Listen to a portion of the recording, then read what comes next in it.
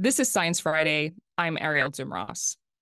I want you to think back to your favorite childhood TV shows. Was it Blue's Clues, Little Bear, Winnie the Pooh? Mine was The Simpsons, which is not exactly a kid's show, but I did learn a lot.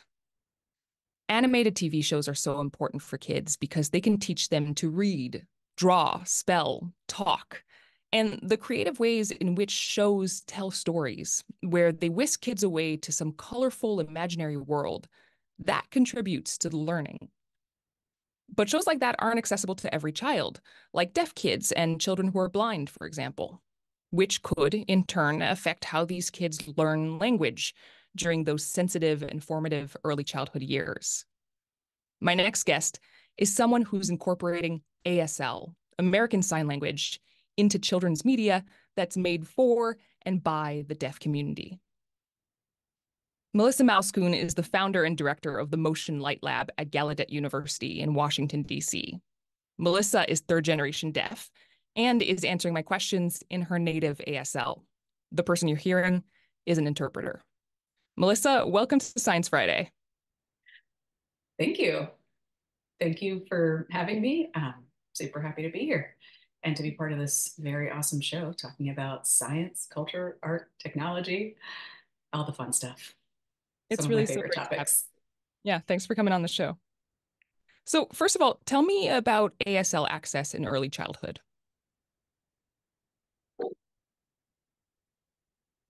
Oh, that's a big question.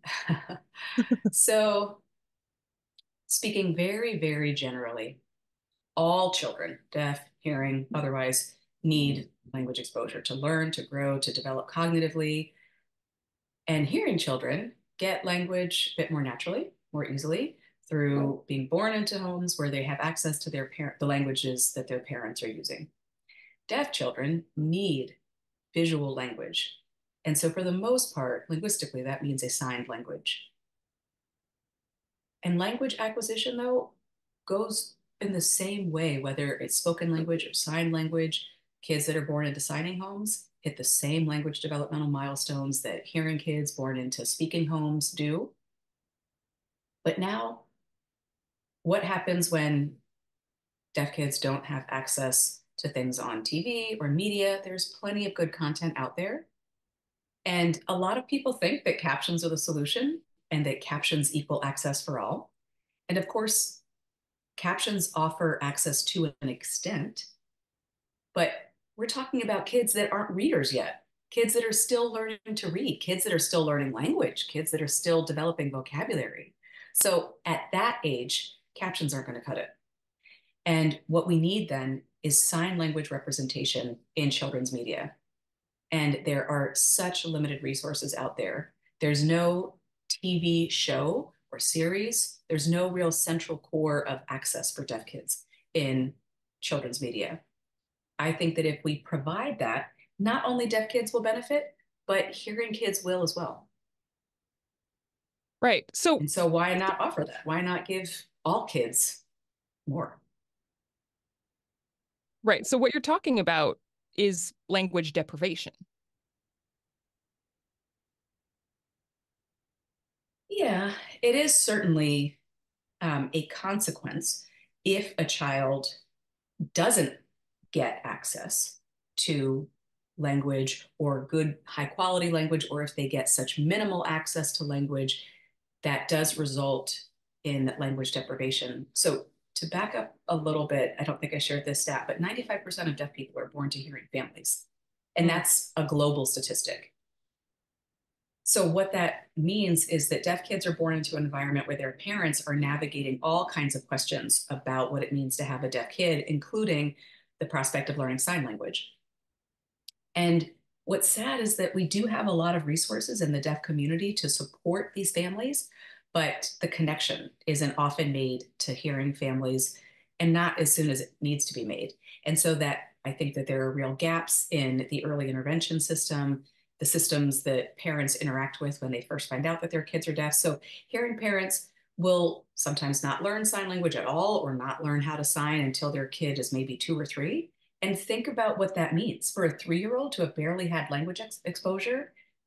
So that results in language deprivation, and you see lifelong consequences of that. They end up usually struggling to develop full literacy, and a lot of that can be traced back to what happens in early childhood. So that's where we're focusing our efforts. That's what we want to fix to make sure that deaf kids have the same opportunities and access to life that anyone else does. You mentioned something. You mentioned that, some people feel like captions are, universal access. But I want to talk about that a little bit more. What does most childhood entertainment look like for kids who are deaf and hard of hearing?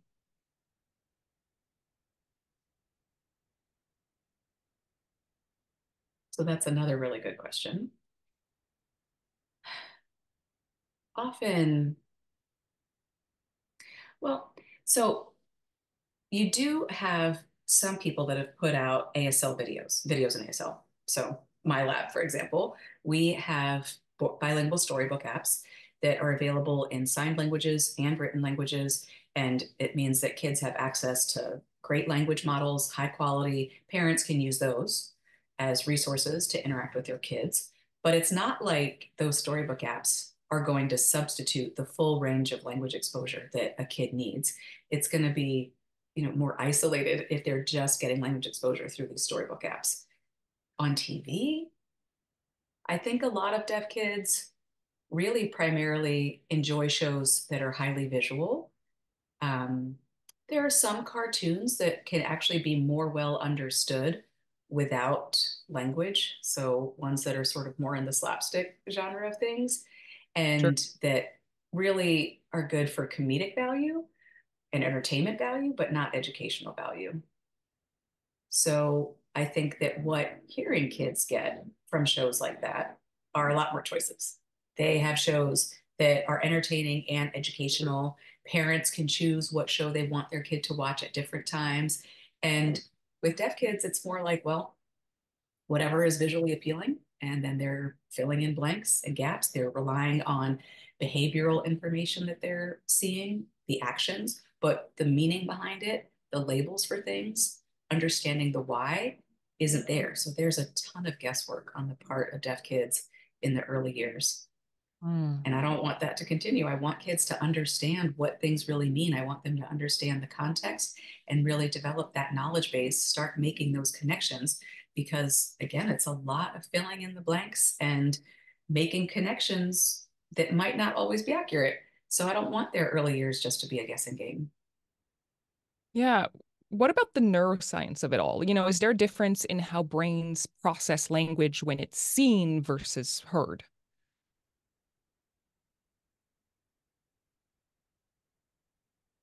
So I love this question.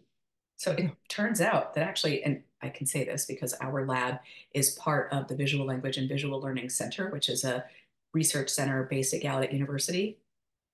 There is a lot of neuroscience work among the labs in that center. So they use various types of imaging to see what's going on in the brain. And over, they find that there actually is no difference. So the brain is actually just looking for patterns in language, the rhythms that are present in all language, regardless of the modality. So language can be spoken for hearing kids, and the brain will take that auditory input and process it. And for kids that are exposed to a sign language, they'll take that visual language and process it in the same way. So it's really fascinating that the brain doesn't discriminate and the brain isn't choosing, it just wants those patterns. And so ultimately, what it's about is the timing of it, is getting that language exposure early. There Mhm. really is a sensitive period, and it's birth to three. So that's really, really early. But those couple years create such a foundation for the rest of our lives. And that foundation is what really allows for us to place all the rest of the building blocks that we get in life upon. Right. And I mean, you know this history so much better than I do as a third generation deaf person in the US, but um, ASL was not always considered on par with other languages. And, that research that you're talking about disproves that entirely.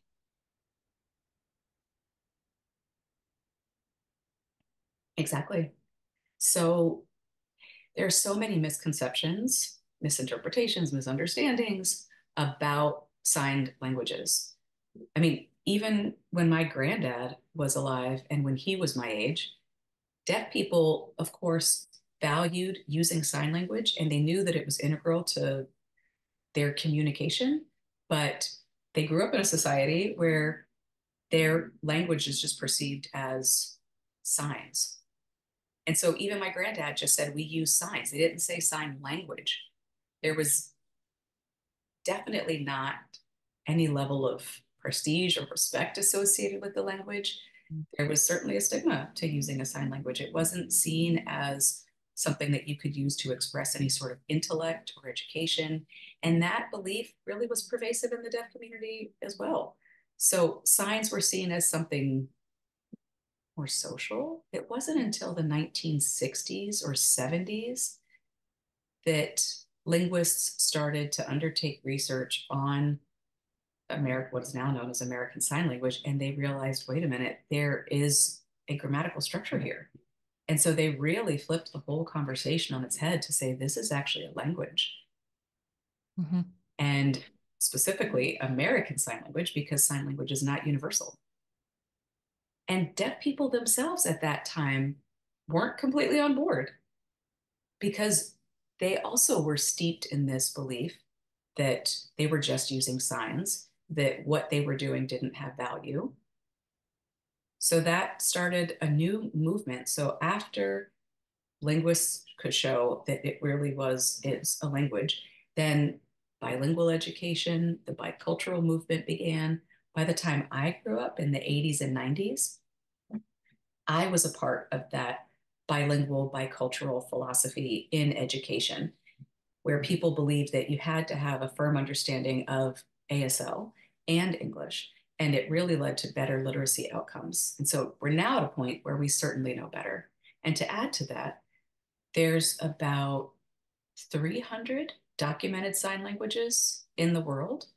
So linguists are still doing this research on sign languages Hmm. globally.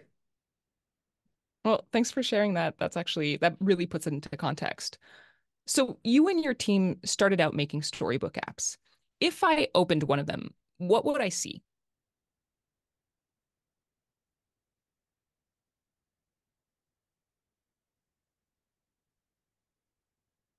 So, right, that's exactly how we got started. We designed storybook apps to help give a resource that would expose deaf kids and their families to sign language.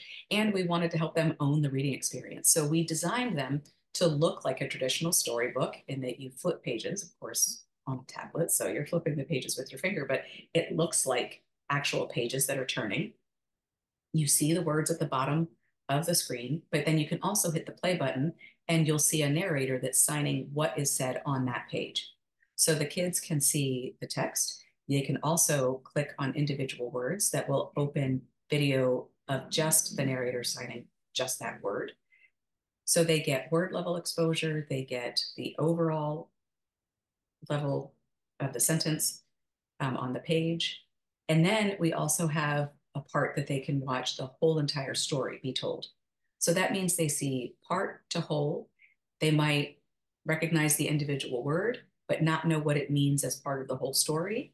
So they have the opportunity to interact with the Storybook app in different ways so that they can build all the connections that they need from word to sentence to story meaning. And we've been doing that for over 10 years. All right. So It's been a basically, the decade. kids are learning. Sorry, go ahead. Oh, I just was saying, I can't believe that we've been doing this for a decade now, a little over a decade. And oh, as part of that, we also have offered training for other people to make their own storybook apps. Oh, very cool. Okay. And now you're working on a TV show. Can you tell me about it?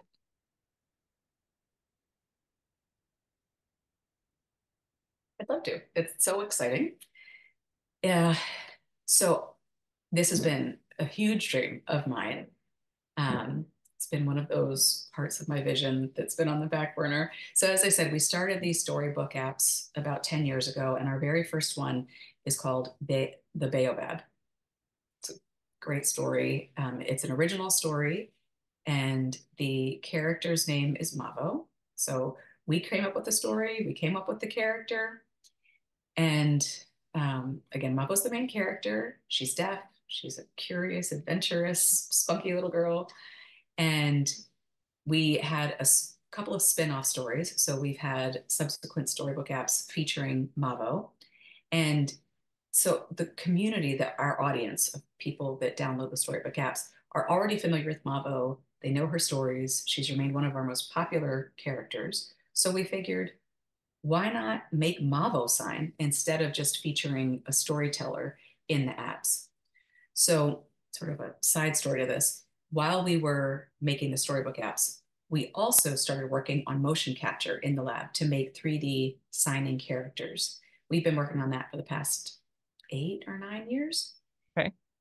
And we we did that because we certainly saw the need to have animated characters that could sign. We knew that it would be appealing to young kids, that it would offer representation.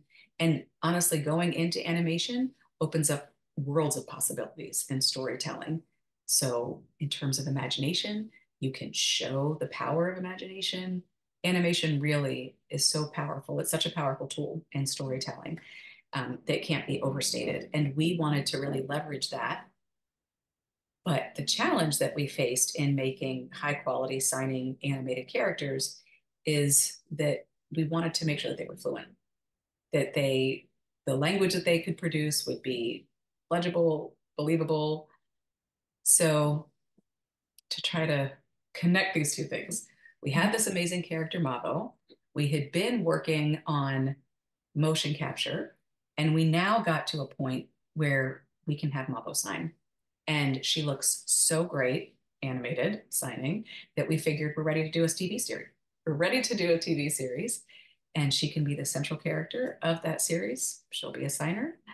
And we are partnering with an animation studio called Pigmental Studios. They've got tons of experience in the industry that we don't have. So we've partnered to bring this vision to fruition and bring this series to the world. So we're building a series called Here Comes Mavo. That's it. All right. I mean, that sounds really incredible. I can't wait to see it. But I do want to ask you, so so would Mavo kind of be like Dora the Explorer, television in two languages, except that in this case, of course, communication happens simultaneously?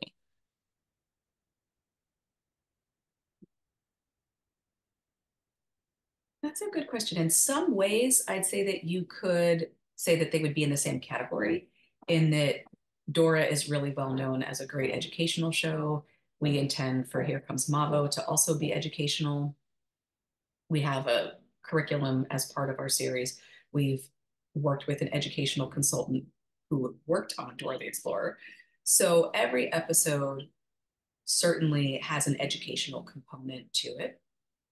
And that's an integral part of our design. So in that regard, it'll be similar to Dora.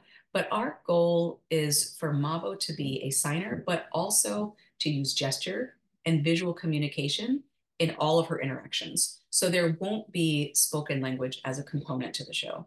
It'll be entirely, all of the communication will be visual, and visual language will be centered. We also are placing this emphasis on visual communication, not spoken communication, in the series.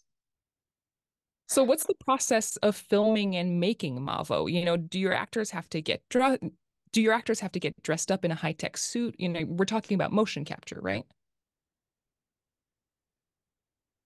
Exactly. Yeah. So the process is, of course, that we need to have a live person create the content. So they'll act out the scenes and we'll use motion capture. So we'll have a team of talent. They'll wear the high-tech suits that you're talking about, capture them, and it's in the post-production that we create the animation and we assign characters to the data. It is pretty high tech and it's exciting. It's exciting to start working on too. Another really exciting thing about this is that we've done motion capture primarily with adults. But for the Mavo character, we're going to be working with younger talent, younger actors. And because Mavo's going to be an 8-year-old character, we want there to be some authenticity there. So we aim to have talent who's close to age 8 as the signer behind those. So we're really excited about working with Kimber too. That's incredible. That sounds like so much fun. I do want to ask you, why is it so important to use motion capture for this? Why go through that extra layer of animation at all? Why not just draw the characters and have them sign that way?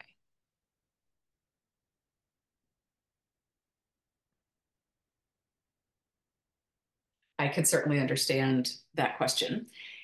So hand drawn, well, I mean, more hand drawn animation or 2D animation has a lot of limitations for signing. So we're focusing on 3D animation, partly because ASL and sign languages are 3D languages. Space is used as part of the language. And if we were to go with 2D animation, you would miss some of the information that needs to be conveyed with dimension. So it's not to say that there's no place for 2D animation and there's no value. I think that people should always try to push the boundaries of whatever their mediums can do. But we wanted to design and build a series where people would be signers, and especially thinking about the fact that our audience is so young, they're not already fluent in ASL. We needed to make sure that the language was as high quality as possible. We need them to be able to see the dimensionality of the characters, so to see a person signing from different angles. And 3D motion capture allows us to do that, to move the camera, because you can still understand ASL. Look, if you look at someone from the side or even partially from behind. So that's part of why we're using motion capture. And then it also means that the language that you're seeing in the series is based on real language. So all of the rhythm that's part of the language, the synchrony with facial expression is all present when you use 3D motion capture. It is, of course, a more labor intensive process, but I think technology changes really fast. And any long or intensive process now is going to become more automated and more seamless over time. Right. And so we just need people on it to make it better. So that's the bottom line. Lisa, you've been working on this project, these storybook apps, and now this TV show for a really long time. What does it mean to you to create stories that deaf children will not only learn from, but also get to actually enjoy?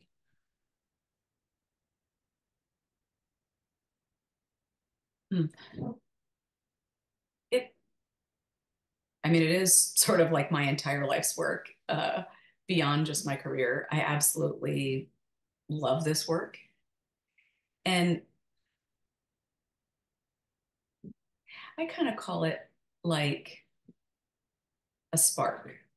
So there's times where it's like you see a kid's face just light up, because a character is funny or a kid reacts when a character does something wrong, or you see them, I don't know, like when a kid it says oops, like what they're really doing is making connections. You see those light bulbs go off, you see those sparks get ignited, you see things spark their curiosity.